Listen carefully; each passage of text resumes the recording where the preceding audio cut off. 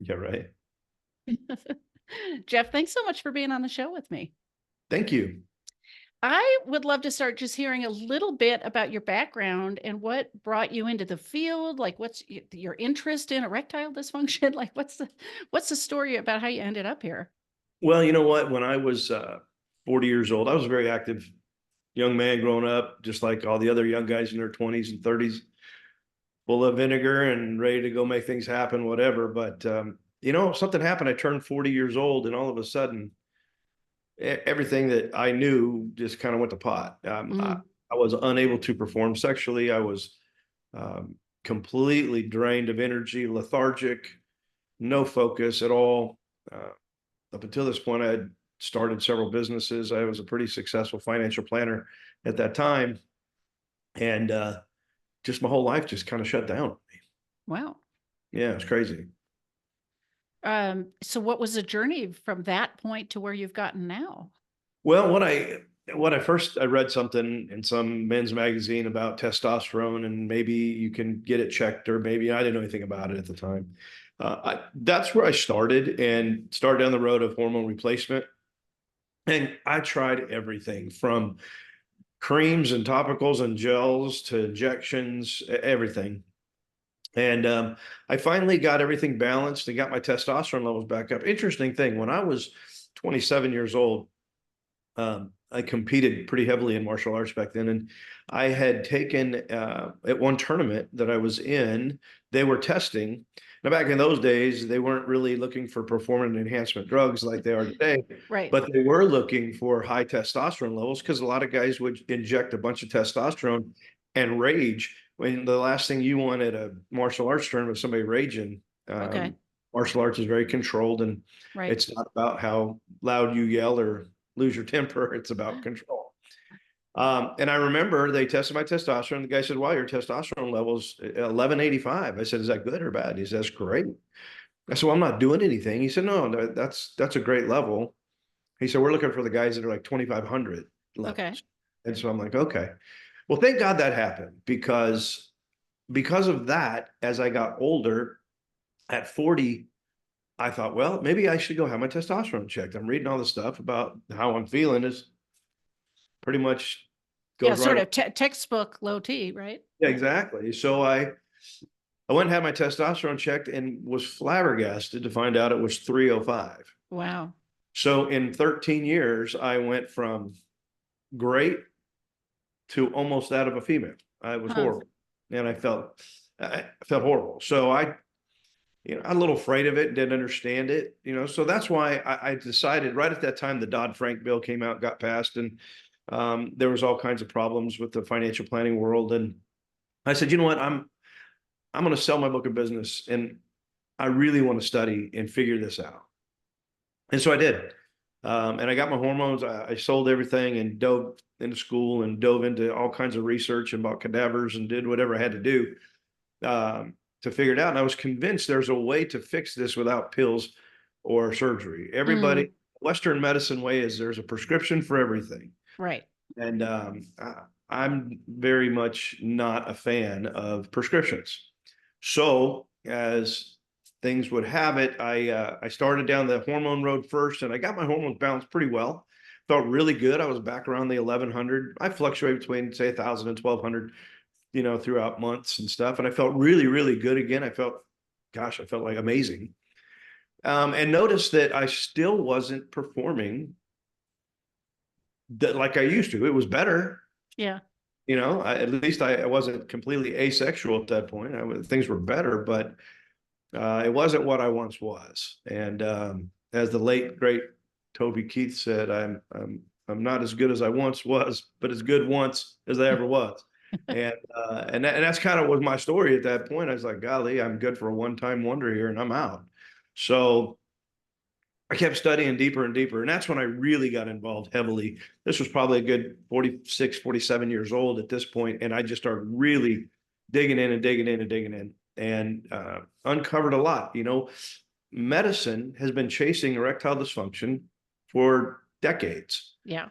And in those decades, everybody's chasing blood flow. Hmm. What I found out through my research is blood flow is absolutely not the cause of erectile dysfunction. Okay. I'm Blood- curious. So like one of my questions was, what are some of the myths or misconceptions around ED? So that must be one of them. That is the number one myth. And it's not even a myth, it's just what people, that's all they knew. And Yeah, yet because people blood flow is involved in erections, absolutely. right? Like, yeah. So what we found out is blood flow is a result of erectile dysfunction. It's not the cause of erectile dysfunction. Hmm. So blood flow is actually the secondary problem of erectile dysfunction. And that is affected as after erectile dysfunction is already in full force, and you might not even know it yet because it's not something you wake up with one day and it's like it is something you wake up with and go, oh my God, it's gone. But it's been in It's process been happening for a a long long time time. before that day. Right. It is very much a degenerative issue, Hmm. very much a degenerative issue. Now, as science would have it, you got to dig deeper and you got to dig deeper. And there were so many white papers that I was reading on erectile dysfunction and the breakdown of the interpenile tissue and all these things. And I think everybody was dancing around it because I put all these papers together. I go, there's a common denominator here, and nobody's attacking that. And I have a pretty extensive laser medicine background. So in my mind, I'm like, I know how to fix this. And so to make a long story short, here's in a nutshell, here's what happens to our body. No, no pun intended. Yeah, Right. no pun intended. Um, so somewhere in our 20s, I'm sure we all know that you stop producing testosterone by 2% a year at some point, right? Now, for me, it obviously was quicker from 27 to 40. Yeah. I was either much higher or it started dropping then. I don't know. I do know I was pretty low at 40. So the interesting thing that happens, I tell patients and I tell people when I lecture all the time is think of your body like an electrical panel at home. And contrary to popular opinion, aging does not cause lack of testosterone. Lack of testosterone starts the aging process. Mm-hmm. There's a Okay. couple things that have been backwards over the years that have been pushed and taught and still being taught in low T centers around the world.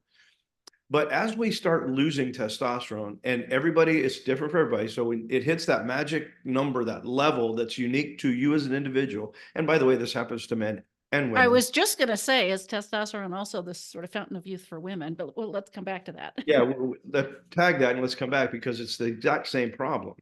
When that testosterone level hits the magical number, it opens the door to your electric panel and it starts turning breakers off. Hmm. So until the last breaker is turned off and we expire, that is in fact the aging process. Well, the first breaker that gets turned off is production of collagen. Women notice it in their faces first, and that's why you have 30 somethings flooding to med spas getting Botox and fillers at young ages because they started losing that collagen and didn't understand why they were losing it. And then I very often get asked, well, I take a collagen supplement. I'm not a fan of those at all. I don't think it hurts you, but it darn sure doesn't replace the degenerated collagen you have. Your digestive system destroys it all before it gets into the system. So once that degenerative process starts, the corpus cavernosum of the penis, the two internal tissues, there are two tubes, one on each side of the penis. It's a big sponge in a big blood flow vasal category. The job of that sponge is to absorb that blood as much as you send in to where it's very hard, very erect. When it gets very hard and very erect, I always have to use this as an example. It's not a literal valve. There's not a real valve inside there, but I tell people it gets so hard and solid that it activates a shutoff valve and doesn't allow the blood to flow back out. Right. Now, a lot of people think that when your penis is erect, it's flexed and the muscle is flexed. Right. It's the opposite. When the penis is relaxed, that's why in our 20s, men average 20 20 erections in a 24-hour period. Most of those are when you're asleep, Right. when you're in a relaxed state, because you're relaxed and blood's flowing in. And then at orgasm or lack of interest, the muscle then flexes and pushes the blood back out. Well, the problem is if the collagen is deteriorated in the sponge, then you're not absorbing enough to lock the blood flow. So the first symptom of erectile dysfunction is I can get an erection, but I have trouble maintaining the erection. That means you have started the degenerative process, and that is the beginning of erectile Because dysfunction. those sponge tissues are made at least partly of collagen. That's what you're saying. So About 40% of that tissue, 30 to 40% of that tissue is collagen. okay.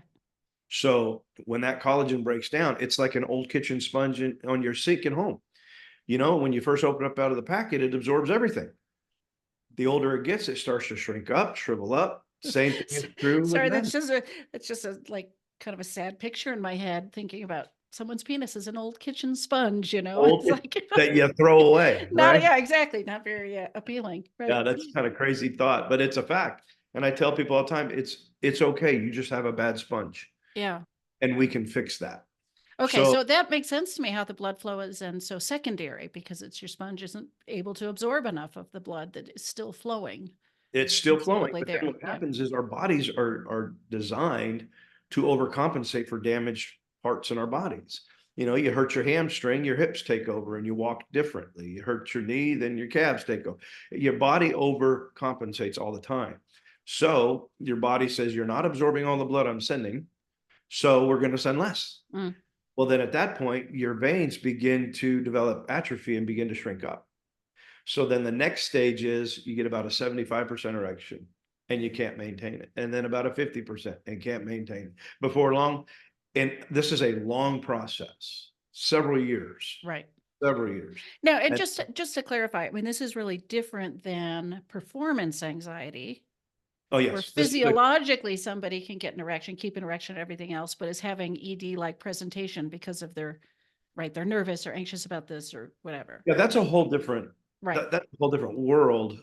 And a lot of people, interesting fact, we're getting a lot of patients in our clinics today that are young, and I'm talking in their 30s, Yeah. that are having trouble maintaining erections and testing their hormones. They're in their 300s, in their 30s. Oh, so you're seeing this, yeah, younger and younger and younger. Yeah. Yeah. That's a whole new study, a study group I'm in. We just started doing is why are these 30 somethings so testosterone deficient, both males and females? Many interesting fact that we found, you might find very interesting. 1990, they started putting hormones in baby formula. Wow. And then we found out that 98% of these people in their 30s that are telling us they're testosterone deficient were not breastfed as a baby. Hmm. Not Yeah, I mean, I've certainly read, headlines. I'm not an expert on this, but environmental factors that are affecting people's hormone levels and fertility. And, it's like and it's stuff that they're putting into food today, the meats and everything. plastics, right? Like all this Absolutely. stuff, right? Yeah. Absolutely. All that is having an effect, and it's destroying our testosterone levels quickly, Wow. much sooner. So what does that do? Go back to what I said originally. That level hits, boom, starts the aging process. You see 35-year-olds lose their hair now. You're seeing 35-year-olds wrinkled like they're 45, 50. They're what happened? Yeah. Testosterone. So let me ask you that. I mean, just because I'm having this thought, is it so simple that it's just testosterone? It just seems like our bodies are complex and it's systemic. Is like that the key to collagen and I would love when to you say the say electric switchboard, or isn't that just maybe one piece of a larger complex puzzle? I don't know. no. The short answer is no, it's not. That's exactly what it is. Having said that, you have testosterone, estrogen, progesterone. Everybody has the same hormone levels, right? Well, not levels, same hormones. And in a perfect world, and what I am advocating for today, that we start testing our young men at 18, 20 years old and get a baseline. And then once a year, test them. And when you, and I don't, and it's my personal opinion based on the clinical studies we've done and all the patients that have come through our door, I personally believe that a male should never, ever, ever drop below 700 testosterone. ever. Think that should be the lowest. As a matter of fact, in our clinics, we repellet them with bioidentical hormones between 700 and 800. So people say, well, that's still a good high number. No, it's not.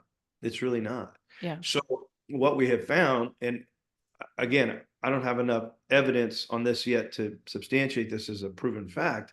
I'm getting close, but between that number 700-800 is that magical zone where you start the aging process. Yeah. But that also means it's not just testosterone. It's testosterone leaving, but your estradiol doesn't change. So now you become estrogen dominant. And Right. for men, that's a disaster. And for women, it could be a disaster as well.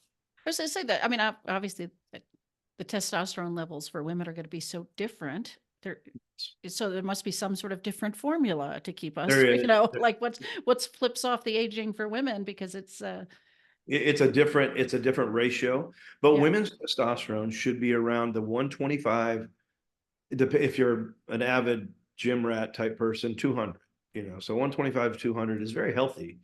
We have a few handful that are triathletes and things like that, and their testosterone level stays about 220, and they feel great. They're not growing beards, they're not doing weird things, and they're not raging. They feel amazing. Everything is working well. It's been proven, 2 studies that came out in 21, that if your testosterone level is that of your prime, all your vital organs work at their optimal level. Hmm. So what does that tell you? Everything I just said. We don't use the word normal. Testosterone on it, there's nothing normal about it because everybody's different. We have patients that their optimal level is 800-900. We have patients who their optimal level is 1200. Everybody's different. So it's where you feel optimized. And I was going to say, is that determined by how somebody feels? Yes. Basically, sort of a subjective measure. Yeah. Yeah, it is subjective measure, but it's also based on mental clarity, brain fog, energy levels, sleeping habits. All these things go into play. If you're having trouble sleeping, we still don't have them balanced yet. And it's not just testosterone, it might be something else. We have to have all your hormones have to balance. And people, it's just like a spoke. They just have to click together and gel. Okay. So let's talk a little bit about the traditional, like the treatments that are available, what they do, what they don't do, why maybe they aren't the right solution, So everybody has the same tool bag. Unfortunately, right now, everybody does.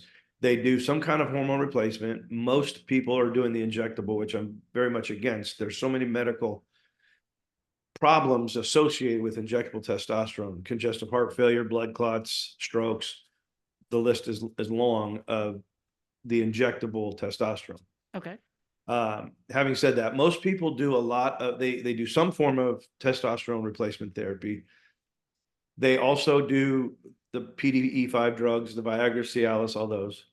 Right. And my understanding of those drugs is they're supposed to help keep the blood from leaving the penis. So it doesn't solve your old kitchen sponge problem, right? What those it does, you're right. And this is why people say, I used to use Viagra and Cialis, but it doesn't work anymore. Yeah, I was going to ask that. Okay.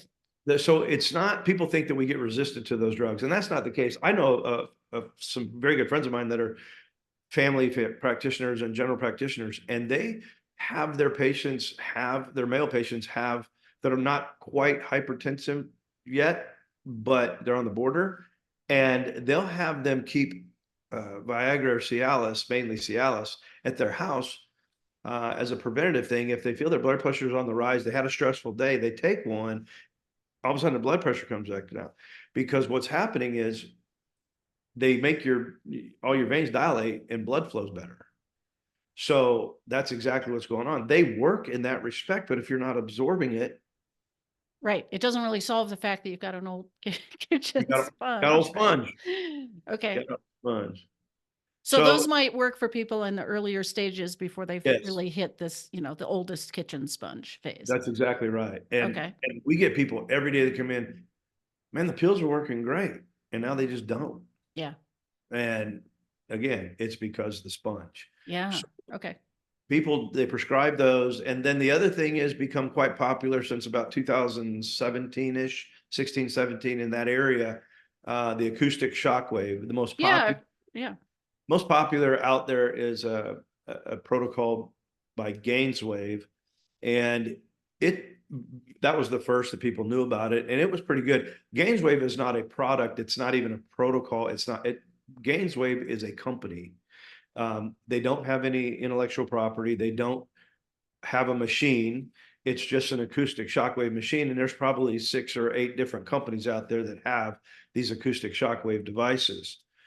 When you use those, what they do is they put little ripples in that tissue at a fast rate that does 2 things. It kind of creates a little bit of intentional damage in there, little micro tears that cause your body at the cellular level to regenerate the tissue, including veins and basal structures, because you're putting this damage. It's like lifting weights. If I tear my muscle down, your body rebuilds it. Right, right. So that's what the shockwave does.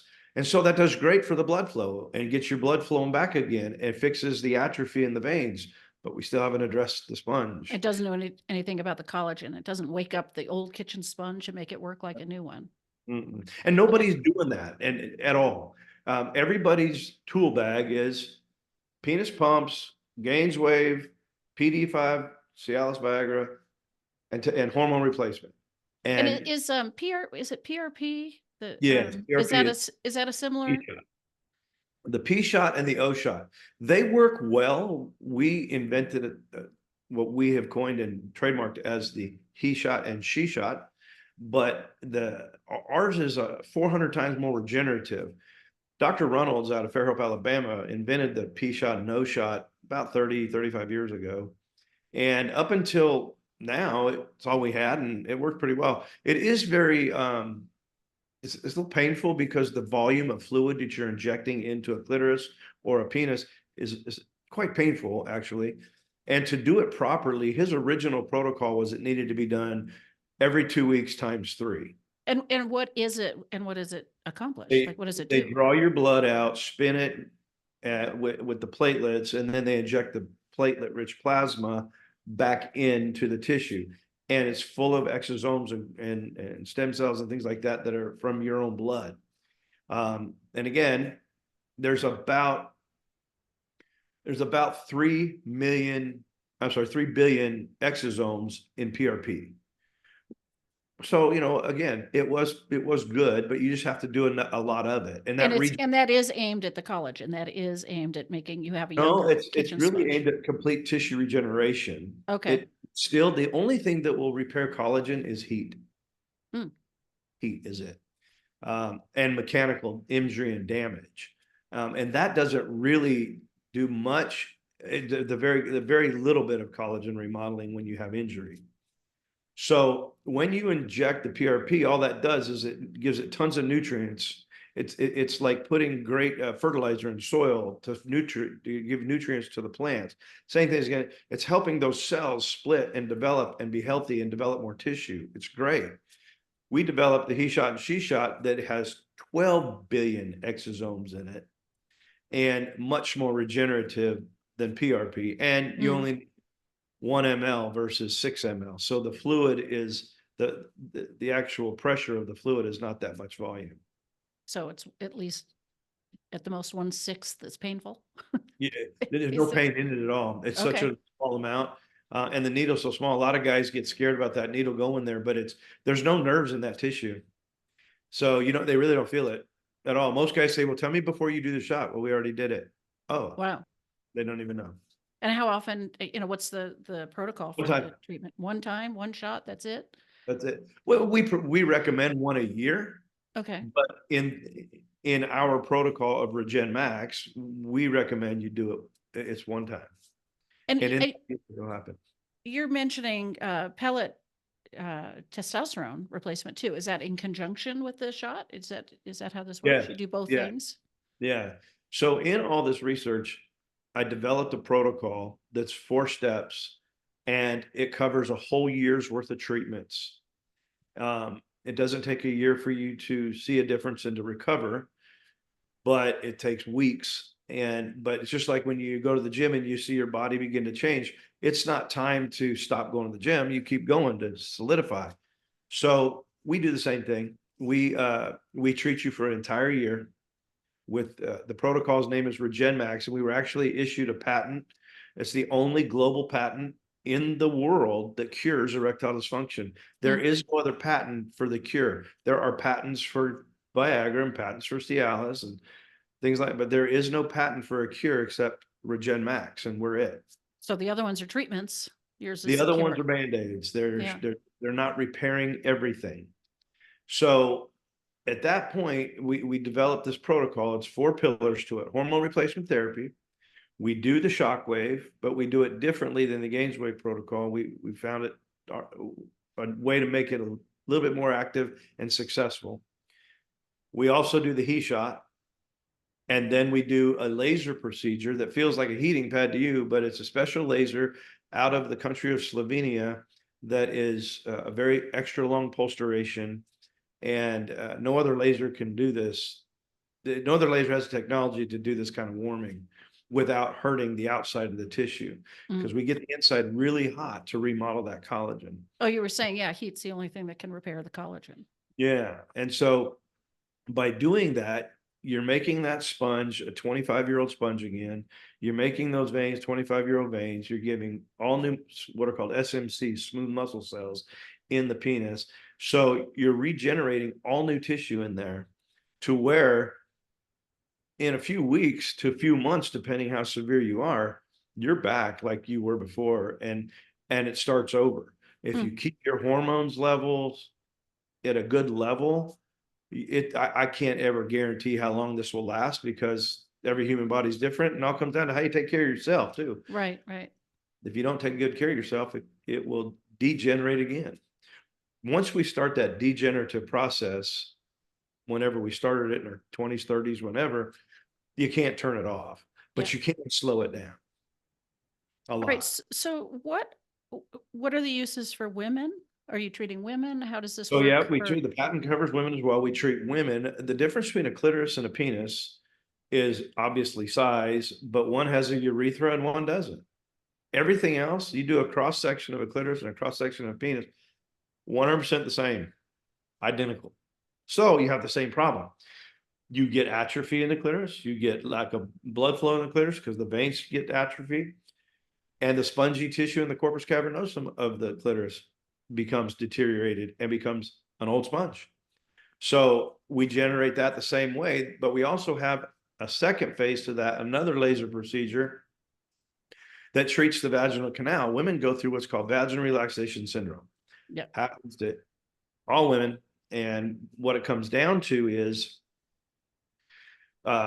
your vaginal canal goes from a tight circle, drops to like a loose oval. Well, it's lined with what are called rugae, and the rugae are ridges. And when that canal drops into an oval state, the vaginal walls go flat, and those ridges are no longer there. That's what produces the wetness, which keeps the atrophy away. So what we have to do is get in there and repair that. And again, heat's the only thing that'll do that. And we go in there with a non-ablative, no discomfort. It's just warm with a laser internally, and 2 to 3 treatments, that vaginal canal is back, and those rugae are on edge, and everything's better. It doesn't mean it's completely fixed yet, but you're able to have sex without pain. It's not dry and painful and cracking and bleeding. It's much more comfortable. Yeah, I was going to ask what kind of symptoms. I mean, with a guy, they often are very aware that their erection has changed, right? What kind of symptoms are women going to have that might bring them in? You know, the sad thing about women is they suffer in silence. A lot of women don't want to talk about this, and it hurts my heart because it's fixable. And it's like they're hoping that their men develop ED because mentally, although they miss that connection, that intimate connection, but it hurts too much. It starts off with vaginal dryness, where you just start getting dry in the middle of intercourse. That's the beginning stages right then and there. And also taking longer to get turned on and to have an erection, a clitoral response erection. The longer it takes, the more atrophy you're developing. So if you start to dry out during intercourse, you are at the beginning stages.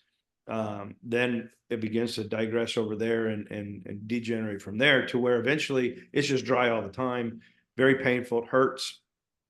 And the elasticity is gone. There is no more elasticity.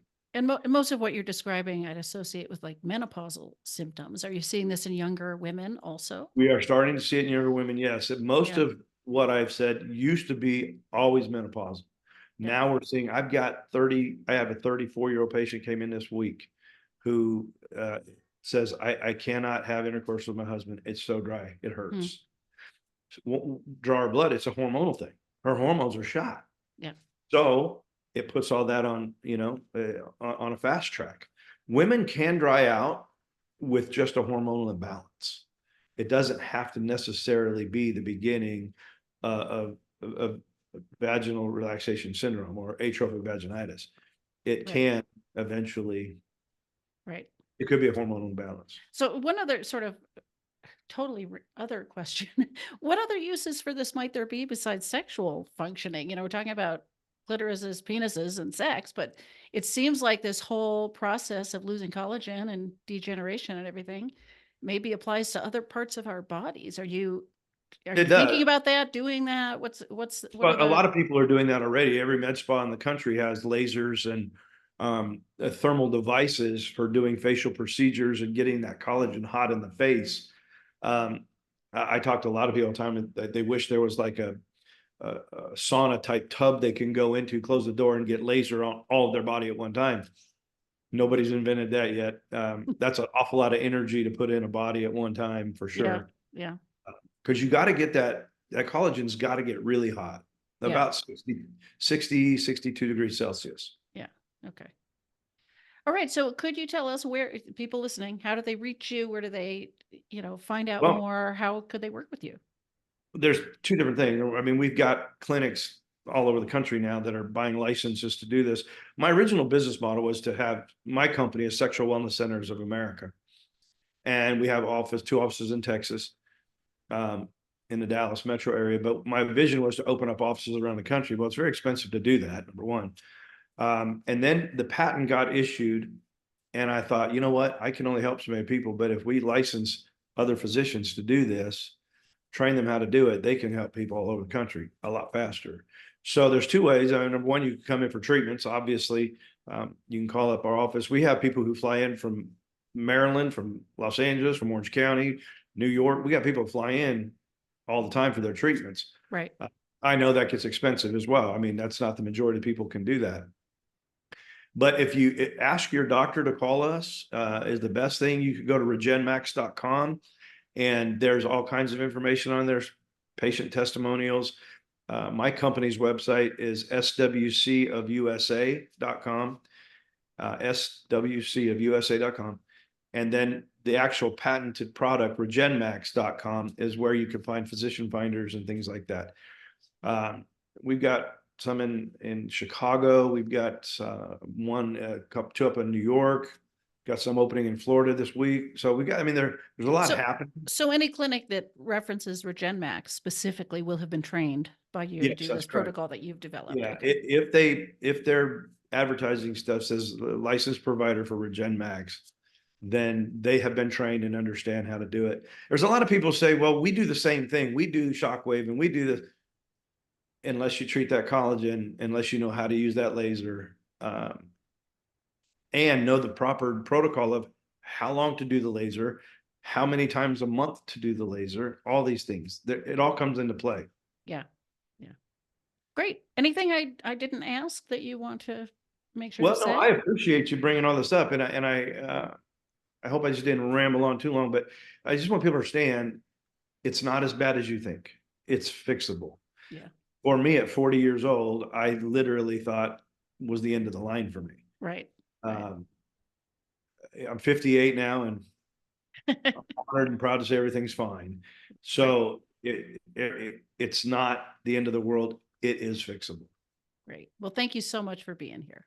Thank you for having me. I'm very much appreciative.